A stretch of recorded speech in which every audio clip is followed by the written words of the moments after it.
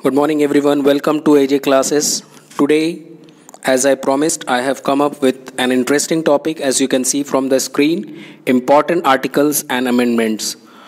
So, without wasting any further time, let's move on to the article number 2, which says admission or establishment of new states. And then article 3, formation of new states and alteration of areas, boundaries और names of existing states. पहला वाला जो मैं बोला article 2, इसमें establishment, कोई नया state जैसे तेलंगाना बना था 2014 में, तो ये आर्टिकल 2 के तहत आप इस्टेब्लिश कर सकते हैं एक नया स्टेट। नेक्स्ट आर्टिकल 3 में जो लिखा है नेम्स या अल्टरेशन ऑफ एरियाज़, कुछ एरियाज़ चेंजेस हुआ, जैसे पंजाब हरियाणा में जब चेंजिंग हुआ था तो चंडीगढ़ से दोनों को अलग कर दिया गया, मतलब उस पोजीशन से इस तरफ पंजाब पड़ा और उधर हरियाणा पड़ा, लेकिन दोनों का कैपिटल अभी भी चंडीगढ़ ही है।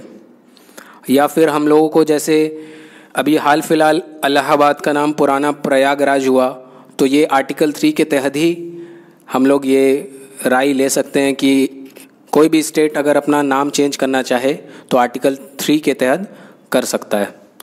आर्टिकल 5 to 11 है सिटीज़नशिप, और ये सिटीज़नशिप जो है यूएसए के कॉन्स्टिट्यूशन से हम लोगों ने उधार लिया है। बहुत सारी चीज़ को हम लोगों ने बोरोड किया है। मैं राइट हैंड साइड में लिखता रहा हूँ। फंडामेंटल राइट्स आर्टिकल 12 से 35 वो भी यूएसए से लिया गया है। आर्टिकल 36 से 51 DPSP directive principle of state policy, ये आयरलैंड से लिया गया है। आर्टिकल 51A फंडामेंटल ड्यूटीज़, ये यूएसएसआर मतलब रशिया से लिया गया है। तो मैं बता रहा था कि सिटीज़नशिप जो आर्टिकल नंबर 5 है, अब आपको अपना कान को भी थोड़ा सॉलिडली सुनना होगा, और आप स्किप करिएगा तो आप अपने ही मिस करिएगा, मेरा कोई गलती नहीं है। तो आर्टिकल 5 में है citizenship at the commence of the constitution. Starting में बस आर्टिकल 5 मतलब सिटीज़नशिप के बारे में। आर्टिकल 6 बोलता है कि right of citizenship of certain persons who have migrated to India from Pakistan. आप इस तरह से याद कर सकते हैं कि इंडिया में माइग्रेट हुआ पाकिस्तान से। पाकिस्तान के एक बहुत ही बड़े क्रिकेटर है जो कि अब रिटायर हो गए, उनका नाम शाहिद अफरीदी है। तो आप इस तरह से याद कर सकते हैं, एक छोटा मोटा ट्रिक की तरह है कि उन्होंने छक्का मारा तो पाकिस्तान का प्लेयर छक्का सबसे ज़्यादा अफरीदी ही मारा है, तो 6 मारा, तो पाकिस्तान से आर्टिकल नंबर 6 मतलब इंडिया आने वाला, ठीक है, वो सिटीजनशिप का right. Next article 7 right of citizenship of certain migrants to Pakistan. 7 नंबर में जस्ट उसके उल्टा पाकिस्तान जो लोग गए थे उनका राइट जो है वो आर्टिकल 7 में। Article 8 right of citizenship of certain persons of Indian origin residing outside India, मतलब एनआरआई, ठीक है, जो कि बाहर में रह रहे हैं लेकिन वो इंडियन ओरिजिन के ही हैं, मतलब यहीं से पैदाइश हुआ है उनका, लेकिन वो अभी बाहर में है।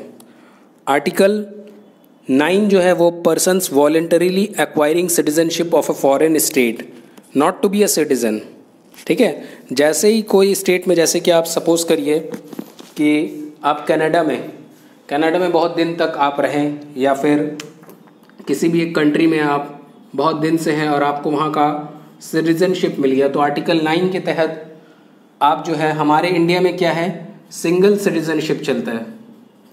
सिंगल सिटीजनशिप, इसका मतलब क्या है, सिंगल सिटीजनशिप मतलब कि सिर्फ और सिर्फ इंडिया का सिटीजन होगा, और किसी दूसरे कंट्री का सिटीजनशिप अगर वो एक्वायर करता है तो वो इंडिया का सिटीजनशिप को खो देगा।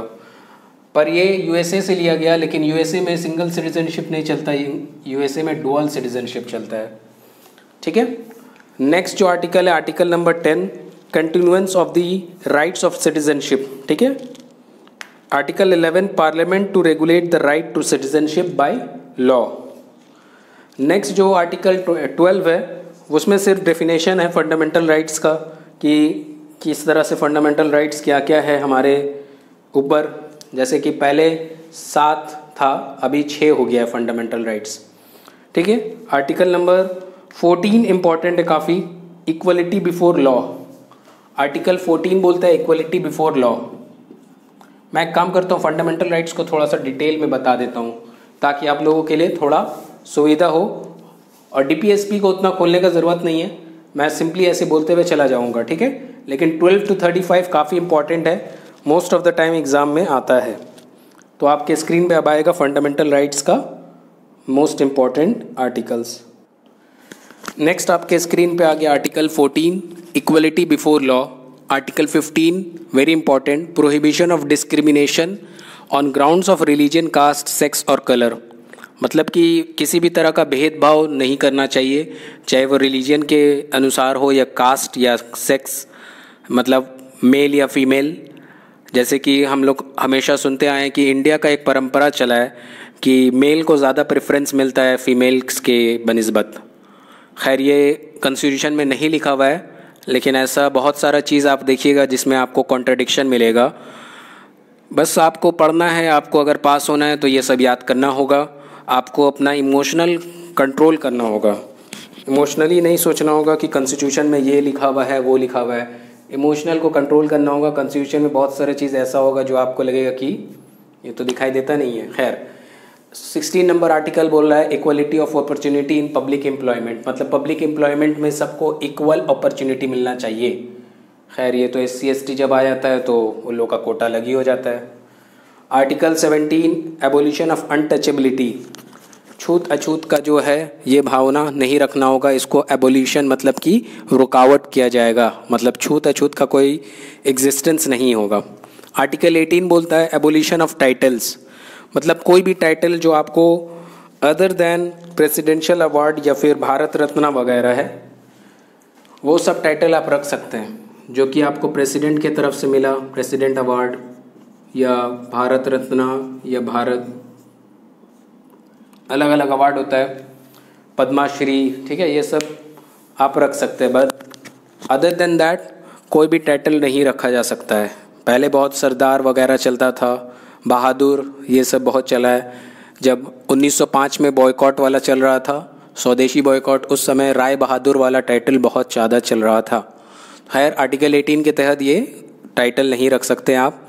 Article 19 one of the most important माना जाता है, freedom of speech and expression. इसी के अंदर काफ़ी सारे सब पार्ट्स हैं। मैं ये आपको सजेस्ट करूँगा कि आप आर्टिकल 19 के ज़्यादा से ज़्यादा अंदर डिटेल्स में पढ़ लीजिएगा, क्योंकि इसी आर्टिकल के तहत बहुत सारे, मतलब कि जैसे कि आप न्यूज़पेपर वगैरह जो है, न्यूज़पेपर में प्रिंटिंग जो कर सकते हैं, ये भी freedom of speech and expression में होता है। और भी सब पार्ट्स है, मैं जनरल अवेयरनेस में कवर करने की कोशिश करूँगा नेक्स्ट टाइम। अब जो है हम लोग आगे बढ़ते हैं। Article number 20 protection in respect of conviction for offences. Article 21 काफ़ी important, protection of life and personal liberty. Article 21 है protection of life and personal liberty. काम करिए, मैं लिखता रहूँगा तो आपको ज़्यादा अच्छा रहेगा, आपको दिखाई भी देता रहेगा ताकि आप स्क्रीनशॉट ले सकें, ठीक है। पॉज करता हूँ मैं। नेक्स्ट जो आर्टिकल है आर्टिकल 21A मतलब होता है जो कि अमेंड किया गया हो, अमेंडमेंट के बाद वो ऐड किया गया है। तो राइट टू एलिमेंट्री एजुकेशन, 6 से 14 साल वाले बच्चों के लिए राइट है कि उनको एक एजुकेशन दिया जाए। Article 23 prohibition of traffic in human beings, human trafficking के अगेंस्ट में एंड फोर्स लेबर नहीं किया जा सकता है आर्टिकल 23 के तहत। आर्टिकल 24 में चाइल्ड लेबर के अगेंस्ट में प्रोहिबिशन है।